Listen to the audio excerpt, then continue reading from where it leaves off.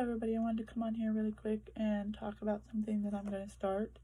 I'm hoping to start this tomorrow, March 11th, which is a 30-day weight loss Bible study, Taste for the Truth, by Barb Raveling. And I will be uploading it to my YouTube channel, so I hope that you will subscribe to that. And so basically an introduction would be, wouldn't it be nice if we could just say a little prayer? Please help me lose weight, God, then go to sleep and wake up the next day skinny. Unfortunately, God doesn't usually work that way. Instead, he wants us to get involved in our own transformation. It's not easy because many of us have a stronghold of emotional eating. In the Old Testament, a stronghold was a physical fortress that people went to for protection from the enemy. A stronghold was also a spiritual place of protection. David often referred to God as his stronghold because he was in the habit of running to God for refuge.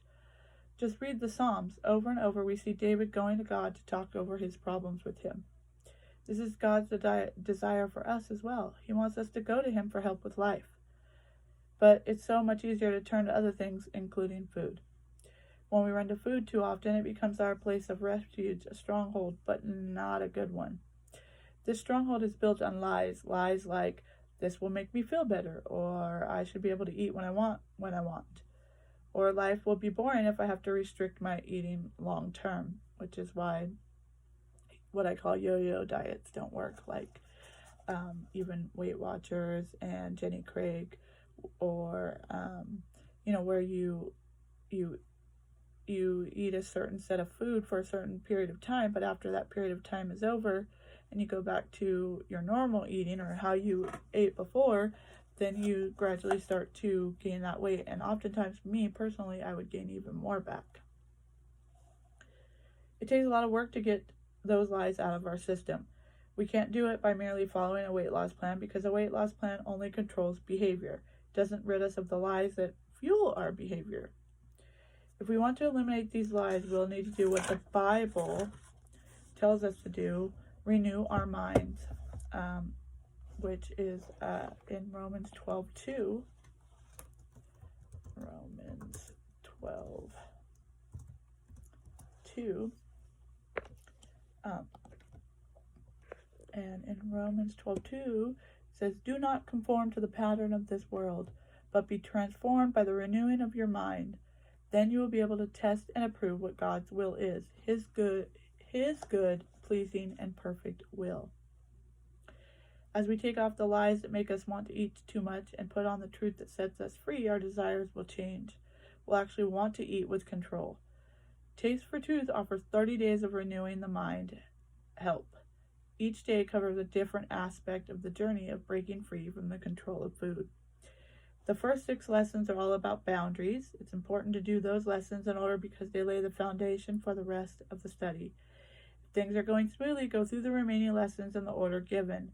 However, if you reach the point where you're tired of your weight loss plan and want to quit, this often happens around day 6 or 7, skip ahead to a lesson that deals with what you're struggling with. There's a few suggestions.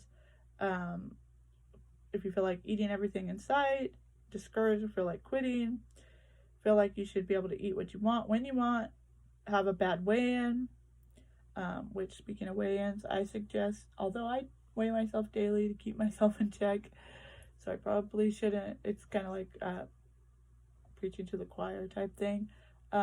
Once a week. And measurements are much better than the scale. If you can't make yourself, renew your mind. And then beginning on day 15, they're going to ask us to add a free app. You can use this resource throughout your life to say no to temptation and to talk over life with God. It's also available in paperback. My prayer is that God will use this study to help you break free from the stronghold of overeating and grow closer to him in the process. I'm excited to see what he'll do in your life as you go to him for help with weight loss. Are you ready to begin? Let's get started. So tomorrow, March 11th, I will we'll do day 1, which is the secret to losing weight and keeping it off. But I want to go over the Romans 12:2. Do not conform to the pattern of this world, but be transformed by the renewing of your mind. Then you will be able to test and approve what God's will is, his good, pleasing, and perfect will. Keep that in mind, and I hope that you will join me tomorrow for day 1 of our 30-day